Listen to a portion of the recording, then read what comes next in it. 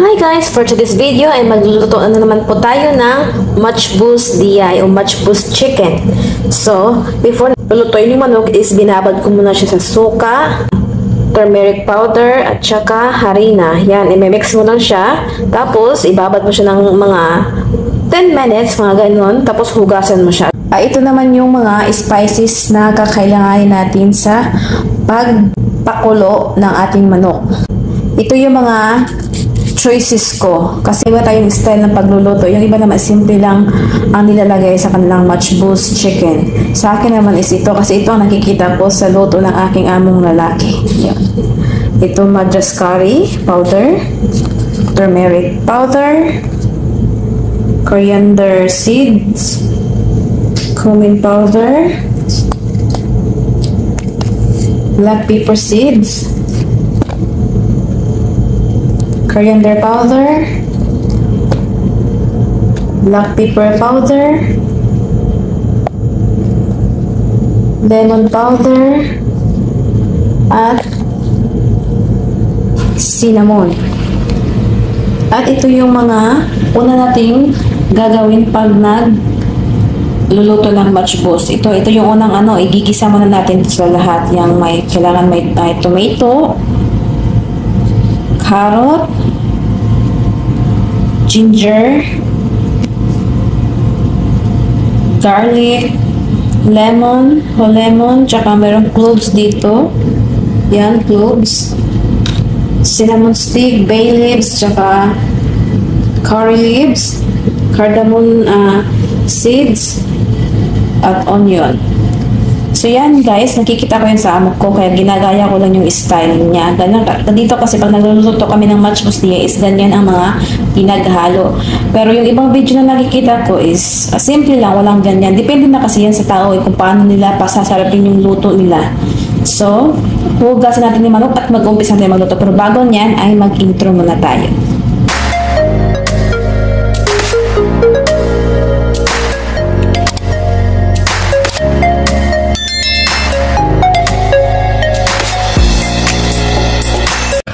At mag-ready din po tayo ng tubig para sa ating pampakulo ng matchboos chicken.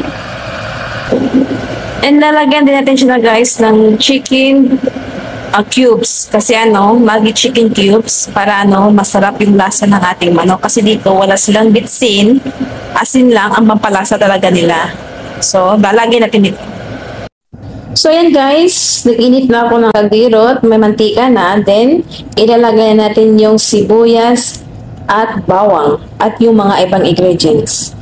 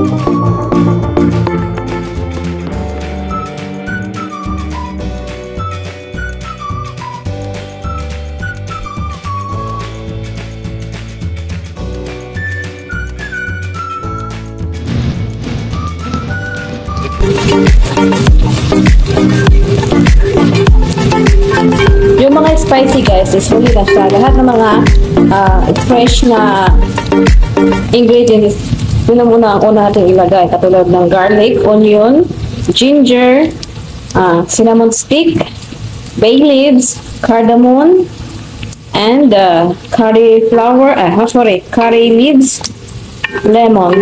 So, ayan.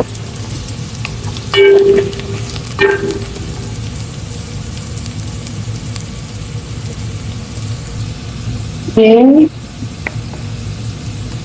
carrot, at saka kamatis.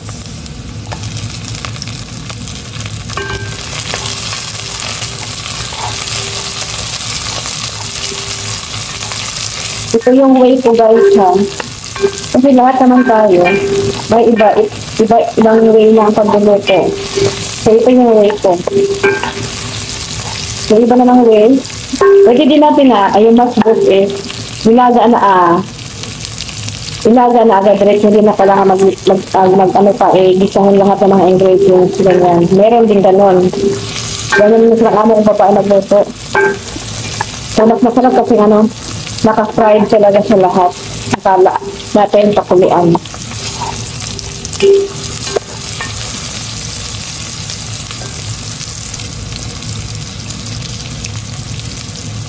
Pero malinis lang kaya ilagay.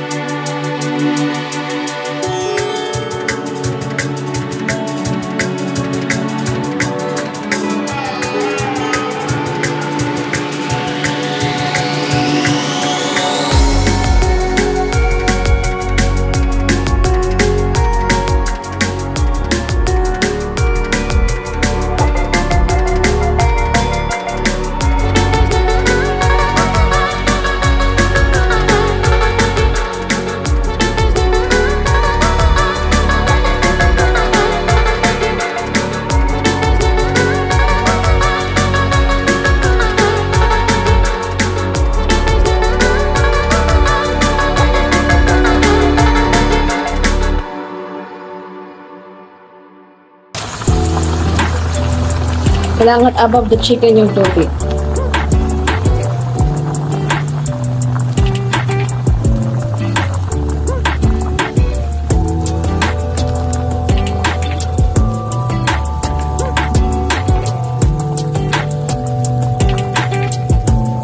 Kuluan lang natin siya ng mga 1 hour. Or, kahit hindi abutin ng 1 hour, basta i-check nyo yung chicken kung malambot na ba siya o luto na yung loob niya.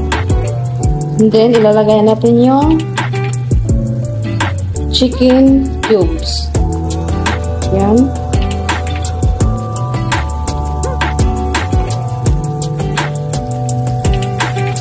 Coriander seeds at black pepper seeds.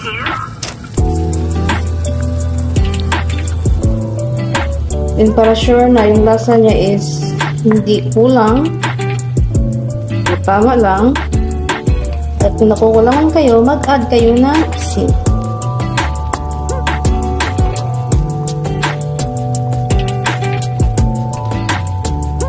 While habang nagpapakulo po tayo ng ating Much Boost DI, ay magbabad tayo ng kanin. Yan, hugasan ng mabuti at ibabad mo lang siya hanggang sa maluto yung manok. Pero depende din yan. Pwede din 20 minutes lang, ibababad mo yung rice. Depende kasi yan. Pero sa amo ko kasi, habang nagpapakulo ng manok, ay nagbababad ako ng kanin. Tapos pag naluto na yung manok, saka ko na tatanggalan ng tubig yung kanin. So, medyo malambot-lambot na siya noon. Madali na siyang lutuin. Hindi na tayo mahirapan. Tsaka, i-check natin yung manok. Baka naubusan na tayo ng tubig, ha? So, ayan. I-check natin. Ano yung manok? Yung tubig niyan, yan yung gagamitin natin sa pagluluto ng kanin. So, yan guys. Tapos na 45 minutes. So, kukunin na natin yung manok dyan. At ilalagay natin sa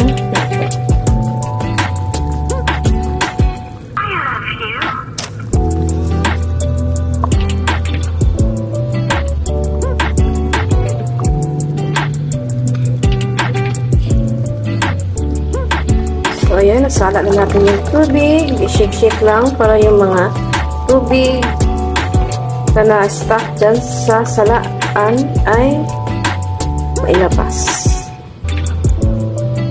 Then, ibalik na natin siya doon sa kaldero. Ayan.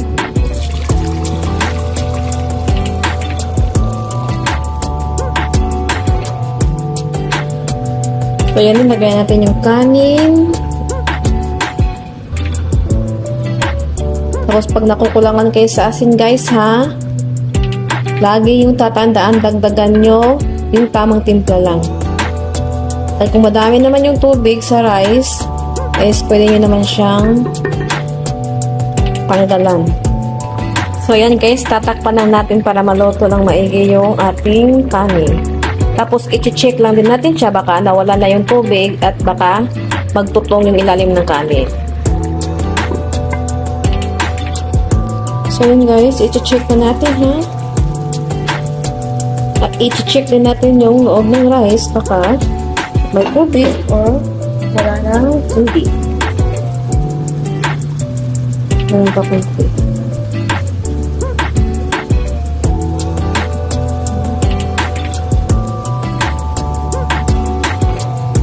May ano na yung apoy para hindi siya masunog o magtutong.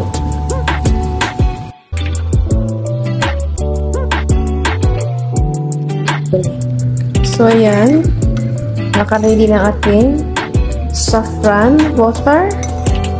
Then, lalagyan na natin ang chicken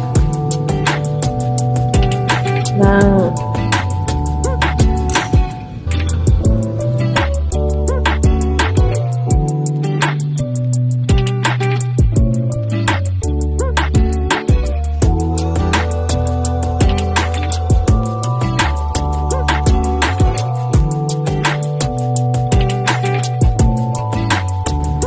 yung kanin, guys.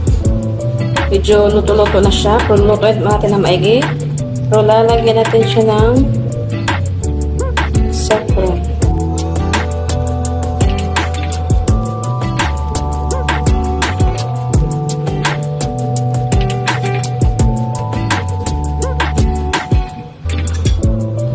So yan, ilagay ko na rin yung hasyo.